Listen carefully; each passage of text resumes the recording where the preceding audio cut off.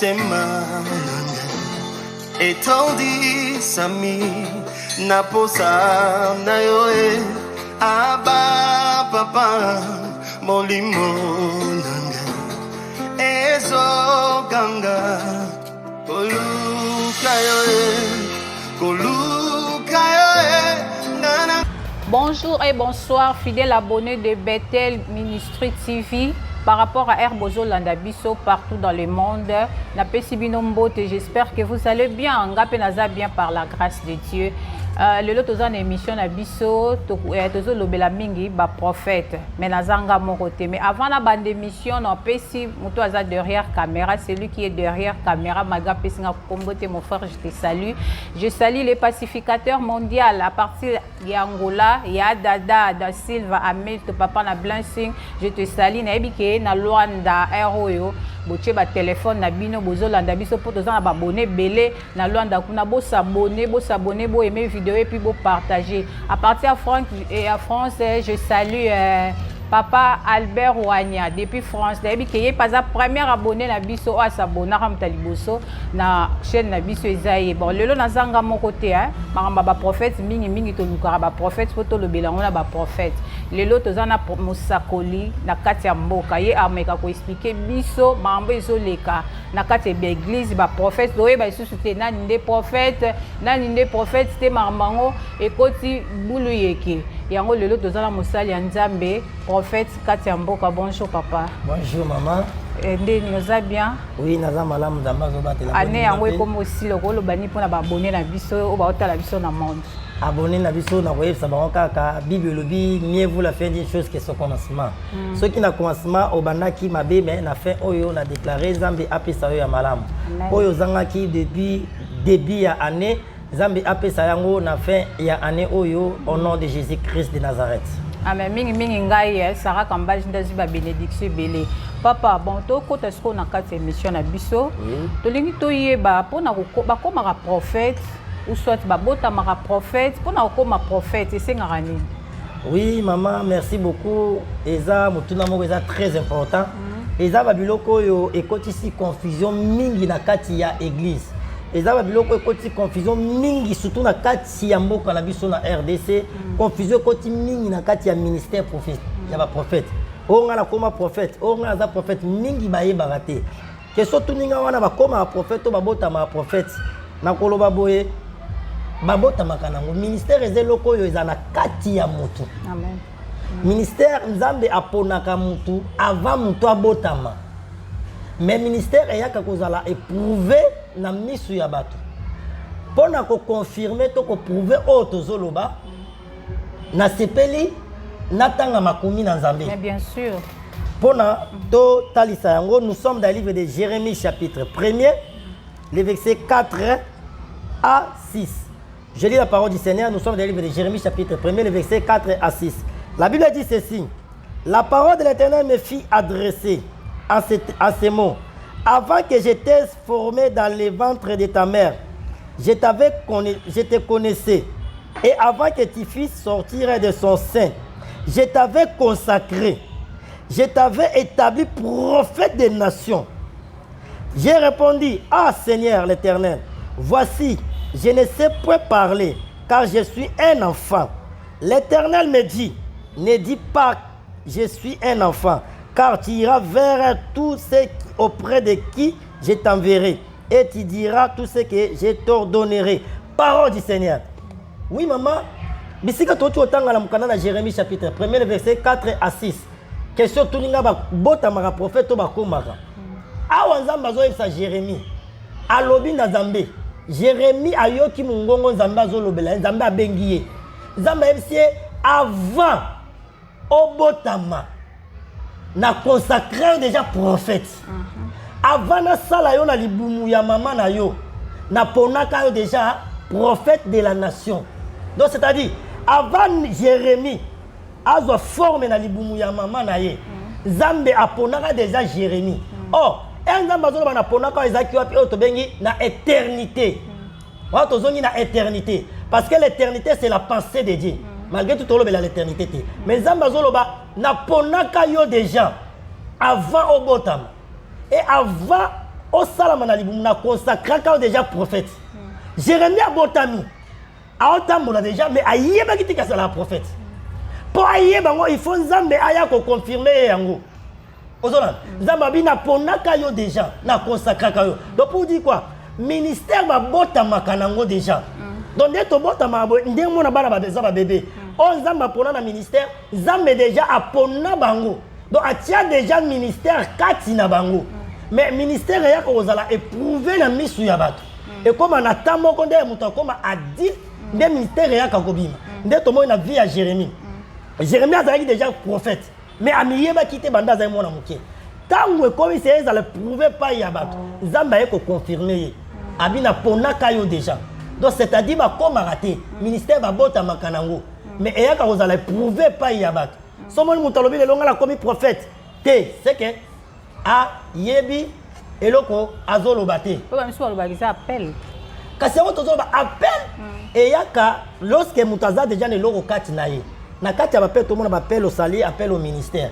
Et mutu abenga mi na appel net appel au sali. Na kati appel au sali ba former bat. Et là, comme on appelle au service, le service n'est pas pour le ministre. Au moins, on a pasteur qui a inspiré dans les gens qui ont inspiré un ministère prophétique, ou un ministère apostolat, ou un évangéliste. Au moins, donc, va prouver en gros, dans le service. Et on est Jérémie. À Otamboula, nous avons confirmer, à prouver le ministère. Au moins, le ministère, c'est-à-dire, le ministère va bota makanango. Il y a un moment où les lots, n'ambo canabiso. Des autres contre le ministère, pourquoi? Parce que tu vas y aller. Au moins, les hommes qui pasteur. L'homme qui a longué pasteur comme prophète. Parce qu'il y a des problèmes. L'homme qui a longué prophète comme évangéliste. L'homme qui a comme archibishop. Ok. Il y a des problèmes. Or, que les gens au fond, ils sont malins, qui prophète. Quand la cancer qui batang lango, pour prophète, bah comme tellement belé, la cancer école, mon prophète, après bimi prophète. Or que babota marandi lango continue papa. Oui, c'est ça notre lobby dans le ministère. Babota makanango na kati. Activer les gars. Babota makanango. Et ils ont prouvé la mission ya bato. Donc on ne voit pas tangela pour la ministre de Dieu sengo tangate. Kotanga je ne suis pas contre ça même biso. On a étudié tout ça la théologie. Kotanga classe yango te ko comme ça mon ministre. Mais totanga classe pour la kobakisa connaissance.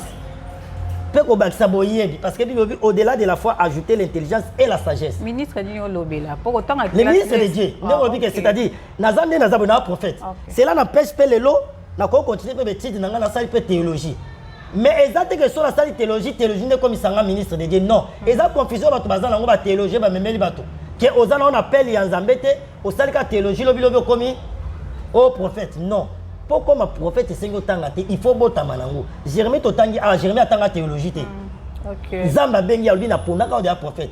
Penzamba albi na tie maloba kati na yo. Donc c'est-à-dire un prophète doit avoir la parole de Dieu.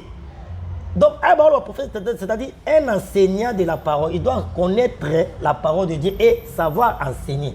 Parce que le loba tobaza mingi na kati ya confusion dans le ministère au maman et tie trouble makasi. D'abord un prophète Babengaza interprète Yanzambe. Donc c'est lui qui interprète la parole de Dieu. Donc Nzambe a lobby Nanzela naye à transmettre na peuple naye. Or Nzambe a lobalandeni à travers sa parole. Donc un prophète, il faut ayer ba maloba Nzambe. Moi donc poser une question, nazongi la Bible. Wa même na bato ba olanda biso, so batangi ba mona ke Nzambe wa Jérémie avant na obotama. Na ponaka o déjà. Donc pour dire que ministère mutabotama na okati naye. Ezana tike na pèse exemple. Moi, je suis abota maman na moi si. Azana ba sainte. Mais ils sont déjà katinaye. Pour ebima, azonga suna li maman te. Et comme on a agi moko ka que ça la nini et s'est manifesté. Et bimi. Au moins notre ils ont ministère. Donc tu abota manango. Et comme atamo ko va prouver mon mission ya bat. Donc c'est ça. OK, le bilobi pali comment ma kasi que moi c'est abota mara déjà ana libele même on a été. Et ça katinaye. Et dans mon ministère va kachamu. Fongo linga mtu papa. C'est parce que papa question dans ngam c'est ça boy. Importance il y a prophète Isani. Oui maman vraiment ba mitune ça vraiment tellement kitoko. Prophète Aza très important dans la nation, dans le monde de la vie à moto. Prophète est très important, autant qu'on a la Bible de tout le monde. L'importance il y a prophète. On te dit première importance il y a prophète il Aza porte-parole il y a Zambie. Aza messager de Dieu. Zambazo les cas par lui aza canal nzamba olobela libota na ye. Mais on dirait que c'est sur un côté, bah prophète bah comme escroc, bah prophète bah comme escroquer bateau. Des chroniques 20 au Komawana, autoninga importance c'est un prophète. Et j'aime un peu parler de la parole de Dieu. Des chroniques chapitre 20, les versets 20 à 21. Importance à prophète, tout le monde a la Bible. Bible le Bible. Le lendemain, ils se mirent à marcher de grand matin pour le désert de Tekoa. À leur départ, Josaphat se présenta et dit, écoutez-moi, Juda et habitants de Jérusalem, confiez-vous à l'Éternel votre Dieu et vous serez affermis. Confiez-vous à ses serviteurs prophètes et vous réussirez. C'est des choses. Ici, la Bible nous parle de l'importance des prophètes. Les prophètes sont très importants dans la vie de Mout.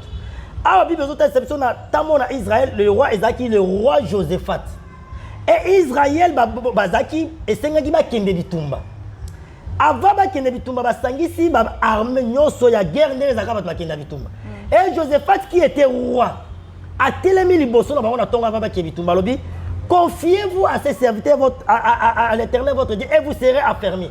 Donc, la Bitumba, tout se confier dans un maître, peut-être aux Omakas. Quand la Bible parle de l'affermissement, c'est-à-dire Zamakas, pour affermir Makas. Donc, c'est-à-dire, Poto Bunda, tous les Makas Bitumba, il faut se confier dans Nani, dans Zambé. Donc, c'est-à-dire, Makas Nabiso et où t'es pas en Zambé. La Bible dit, l'homme ne triomphera pas par ses efforts. Donc, Makas Bitumba, où t'es pas en Zambé. À continuer. Deuxième point, confiez-vous à ses serviteurs prophètes et vous réussirez. C'est-à-dire, à ce qui concerne la réussite, et ça qui sont problème en Zambété. Et comme il y en a, il y a prophète. Au moins, l'importance c'est prophète. Pourquoi?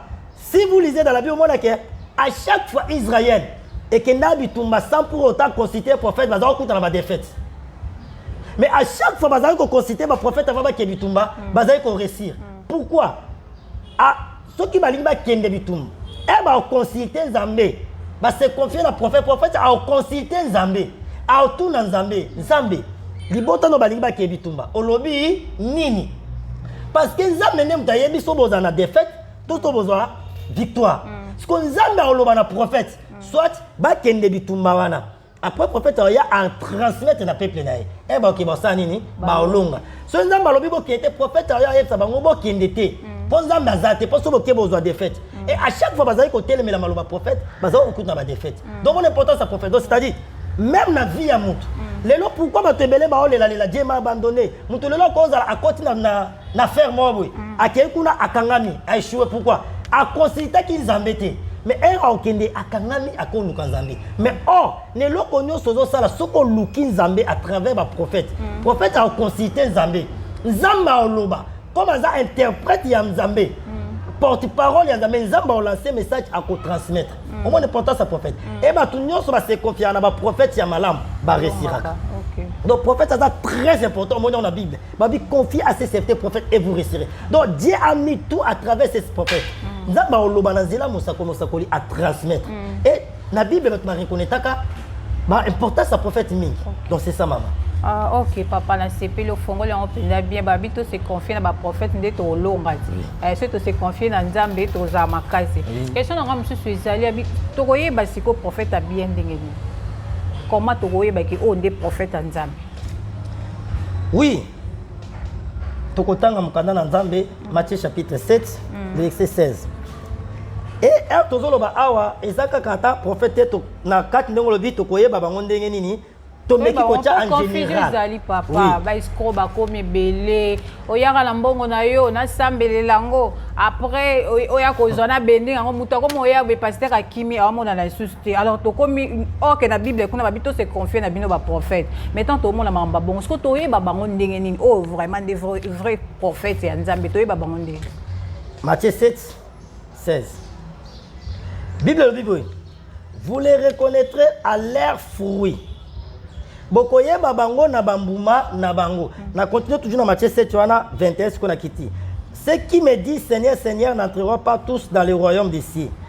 Seulement ceux qui font la volonté de mon Père. Plusieurs me diront en ce jour-là, Seigneur, Seigneur, n'avons-nous pas prophétisé par ton nom? N'avons-nous pas chassé des démons par ton nom? Et n'avons-nous pas fait beaucoup de miracles par ton nom? Alors je leur dirai ouvertement, je ne vous ai jamais connu, retirez-vous de moi, vous qui commettez les iniquités. Olobi tokoye babango na ndengeni. Bibo koye babango na bambuma na bango. Donc c'est-à-dire un vrai serviteur de Dieu, un vrai prophète okoye baye na misala oyazo sala. C'est-à-dire premièrement na comportement na ye. Deuxièmement na attitude na ye. Troisièmement par na enseignement. C'est-à-dire un prophète a un ministre de Dieu. Donc un prophète doit connaître la parole de Dieu. Prophète a un pour appeler sa message que Nzamba lobi au copain non. Donc prophète a il faut enseigner bat. Moi j'attends tout ça. Eza na moment où tu as besoin de sa colpo ba ça tout temps autocomi. C'est le prophète nem toya ko annoncer ba toza na tanine. Oh pour alo bango il faut y ba maloba na Nzambe. Yango moni Nzambe ayebisa ki Jérémie plateau tanga na Jérémie chapitre 1er verset 4.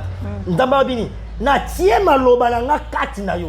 Donc c'est-à-dire un vrai prophète de Dieu si peut oyeba ye soki ayebi maloba na Nzambe. Donc il faut avant sa parole de Dieu kati na. Mais toyeba ende na bambuma c'est-à-dire maloba te makio na pekoti. Oui yango tolobi. Makio ne koti mais par rapport ne ba osali lango. Et yango toyebisa ba na Nzambe pe mingi mo na ta oyo il faut atuba luka mingi. Le discernement des esprits. C'est tout ça. Parce que discernement est très important. Au moment où on a maman, nazo batté que nazo s'orgueiller ou bien nazo se vanter. Nazo qui mutaza faux sauter mille bosso nga erolo bana ba quoi za faux. Parce que na yeba ko discerner. Même europé sanga message na yeba ko discerner ngoza message uti panza mbi bize panza mbeti. Basi msuto yeba bango. Olobi ke yeba tu ba comment senga batu mambo. Un vrai prophète de Dieu. Un envoyé de Dieu, ou un appel authentique, ou un poneta qui prophète. À cause de mutumbo te pour sambela pour natina nae. Mais ça le matro, on a kende église mon boy prophète maman, olina lobena sakola pour na yo, abi papa, la kanga na no pesa nga combien. Nga ngami ko loba la Bible maman. 2 Rois chapitre 20. On dit que mutaza na problème, à côté na prophète na église boy, prophète maman telema Nzamba c'est le mamba minene mais na loba. Oh, yo la kanga na opesa nga combien? Au somba combien de kits na église? Na otanga des livrettes, on a 2 Rois chapitre 20 verset 1er à 5, puis na otanga Matthieu chapitre 10 par rapport à Mutuno Tuninga. 2 Rois chapitre 20 verset 1er à 5. À ce temps-là, Ézéchiel fut malade à la mort. Le prophète Ésaïe, fils d'Amos, vint auprès de lui et lui dit: ainsi parle l'Éternel, donne tes ordres à ta maison, car tu vas mourir et tu ne vivras plus. Ézéchiel tourna son visage contre les murs et fit cette prière à l'Éternel. Ô Éternel, souviens-toi que j'ai marché devant ta face avec fidélité et intégrité de cœur et que j'ai fait ce qui est bien à tes yeux. Ézéchiel se répandit d'abondantes larmes. Ésaïe qui était sorti n'était pas encore dans la cour d'humilier lorsque la parole de l'Éternel le fit adresser en ces termes. Retourne et dis à Ézéchiel, chef de mon peuple, ainsi parle l'Éternel, le Dieu de David, ton père. J'ai entendu ta prière, j'ai vu tes larmes.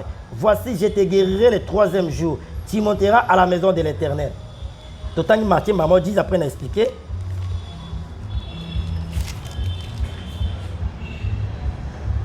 Bible Obinin, Matthieu chapitre 10, verset 6 à 7. Nathan 47, Bible dit, allez, prêchez et dites, le royaume des cieux est proche. Guérissez les malades, ressuscitez les morts, purifiez les lépreux.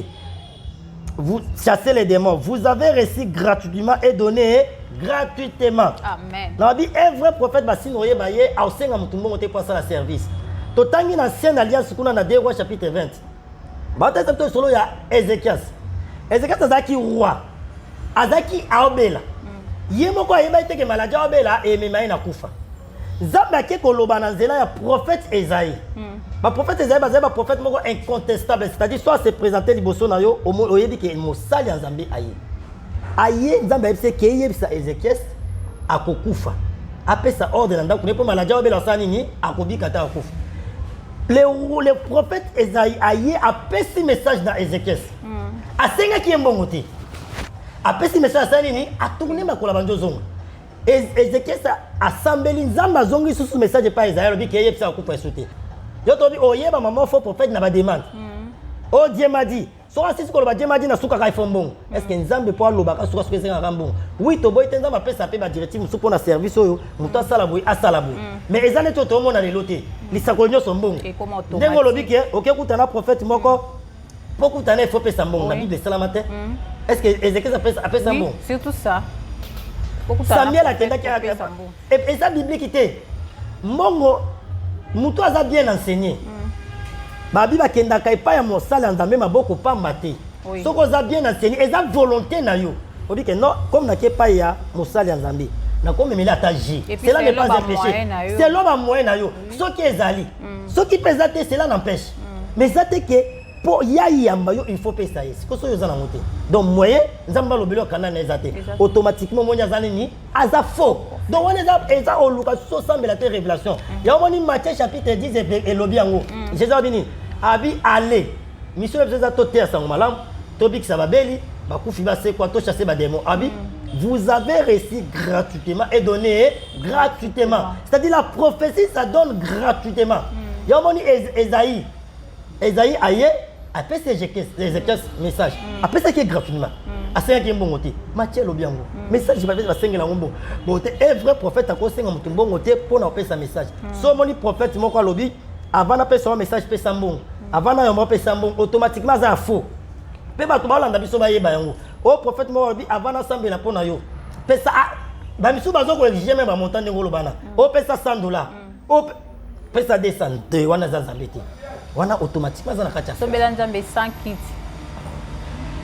Oui, nango to bi nzambe akolo ba sombela mais ningi ba sa za ndenge mabe. Siko nzambe lobi osomba 100 kits. Muto nzambe alo ba somba 100 kits za ambongo ata 10 kits te. Siko osomba onde. Ata mi baleza. C'est-à-dire au moins automatiquement asa nzambeti. Ils ont faux message. C'est ça. Chers abonnés, vous s'abonnez. Moni na ba véritable boyo kango awa. Boyo kango kara na Bethel Ministry TV nde boyo ka ba vérité. Alors vous s'abonnez, aimez vidéo, surtout ba commentaire na bino, vous s'abonnez massivement. To ba doye la bino ba vérité otoyo kango disuste po prophète a télé maboya loba donc aya nzambe po ya zelande nzamba futa azo zelate ke aya kokosa yo po yo pese me batu mingi pe balingaka ba prophète lokuta mate ya boye ko zapete yo kabiso tina suka alors ko comprendre nani nde prophète nani nde aza prophète papa nani nde siko to benga prophète. Oui yango na lobi des autres côté mingi na kati ya mboka na biso lelo mtu susa ko zala alali aloti ndoto ekokisana comme prophète. Lobi loda pesimo li sakole ko kisama comme prophète donc désordre et koti makasi donc muto aza prophète na lobi aza oyo aza na appel authentique ya Nzambe omoni ti Jérémie amiyeba kite Nzambe ye aponi ye na poni yo take prophète donc na pona uta li maman donc c'est-à-dire lelo pour prouver muto aza prophète il faut azana no bien enseigner la parole na Nzambe net lo na mona désordre bimi surtout na ngamba ba prophète quand lobi eza ba prophétesse musumo na bato ba benga na Nzambe te ba yebi même na Nzambe te mususu abinyo nga na bela ba bibembe un jour on a parlé sur toi o nga za prophétesse Nzambe pesinga don ya ko invoka ka ko sola na bato ba kufa donc so za na problème na benga koko na bino moko kufa esprit na ye et pesinga message c'est normal comme trop automatiquement muto bongo bato baza la connaissance ma Nzambe ba yebi mamo o aza satana ja satana parce que Bible lobi il n'y a pas de relation entre les morts et les vivants. Dieu n'est pas le Dieu des morts, il est le Dieu des vivants. Oui. Mais dès que vous avez dit que vous êtes prophétesse, mais vous avez dit qu'il y a médium. Vous avez dit Bible. Est-ce que ça là? Et ça l'a raté. Deux médiums dans la Bible, ça l'a raté. Et puis, vous avez l'église. Oui, papa. Vous avez dans Lévitique chapitre 21. Et ça l'a raté. Abonnez-vous massivement, vous s'abonnez, vous aimez vidéo, Lévitique chapitre 20, verset 6. Okay. Bible dit, si quelqu'un s'adresse aux morts et aux esprits pour se prostituer après eux, je tournerai ma face contre cet homme et je les retrancherai du milieu de son peuple. Vous vous sanctifierez et vous serez saints, car je suis l'Éternel, votre Dieu. Donc, Bible dit ce qui mutu a tourné pour adresser donc à solo là na bato ba kufa nganda me nosani na opesa ye elongi donc c'est-à-dire nzamba nzamba ba kufite donc mutu so kufi esili Hébreux chapitre 9 verset le biango car il est réservé aux hommes de mourir une seule fois après quoi vient le jugement donc mutu so ka kufi esili mais le moni bato ba benga ba prophète nzambe tende lobi ba ba ndeni na ba pratique wana Mutuma ko bima lelo nganza matele misinga na solana ba kufi faux prophète. Faux prophétesse. Aza nzambe te aza Satan. Parce qu'un vrai prophète Yanzambe a combien la Bible mettait. La Bible prophète m'a dit Yanzambe a belé la Bible pour appeler sa message. Azate. Bah on va chat bah on contester va faire sa vie sur verset biblique. Ok, ça la prophète moko Yanzambe a kendaki combien la Bible pour appeler sa message. Mais les lots babimi automatiquement nous tombe sur monier. Ah ça faux. Pe ba tuba bimana ayebi na ni parole de Dieu. Adana capable ya enseigner te ayebi côté yate. On Nzamba lobi na Jérémie. A dit Jérémie Nzamba bengi, Jérémie ayebi côté yate. Jérémie dit je suis un enfant quand je ne sais pas parler. Jérémie chapitre 1er de Totangaki 4 à 6. Et Nzamba lobi j'ai même ma parole dans ta bouche. C'est-à-dire, un Nzambe a poni muteta qui est prophète de tout le ministère prophétique, a poni tant que ministre de la ministère, a otia maluba kati naye. Nzambe a parole, il faut aza capable ya enseigner, aza capable ya oteya. Donc, ce comme on muto ebi oteya te. Au prophète, a senga bambong, abe la Bible. Ma condition pour kutanaye aza Nzambe te. Ok papa, ton amour to komi na suka émission na biso ko ebisa peuple de Dieu nini et puis peso za la bambote ya batina olekisa. Oui, merci maman pour la parole. Sousou. Ngai na oyebsaka peuple de Dieu, to kominata oyo to kominata suka Jésus revient bientôt. Ta o Bible ba ke ba obima ebele ya mabe ba bimi déjà. Baza ebele to mona o lelo ba do ya medium bimi, ba prophète ba be la bibembe. To senga ba mbongo ba service ezanga zanga tina ko sokolisa ba tuna ba citron un jour on en parlera. Bien-aimé dans le Seigneur, qu'on se confie dans n'importe qui. Sambela Nzambe Nzambe akorienté yo mosali Nzambe nini ya malamu to prophète ya malamu oyo yo okose confier na ye.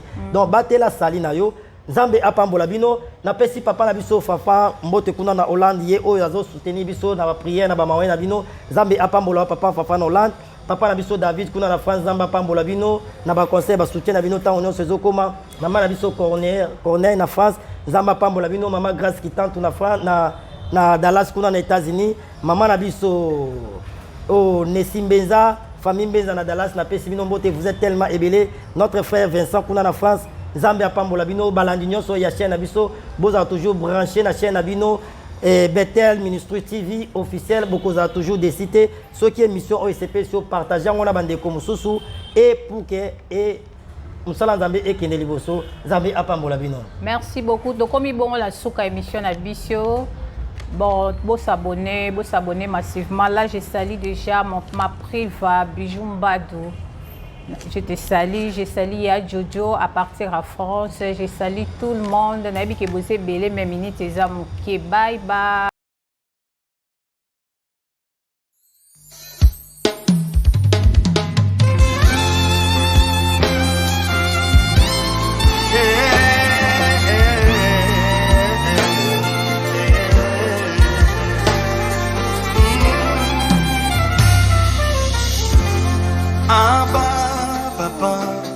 Motema etondi sami naposa na yoe aba papa molimo nanga ezo ganga koluka yoe koluka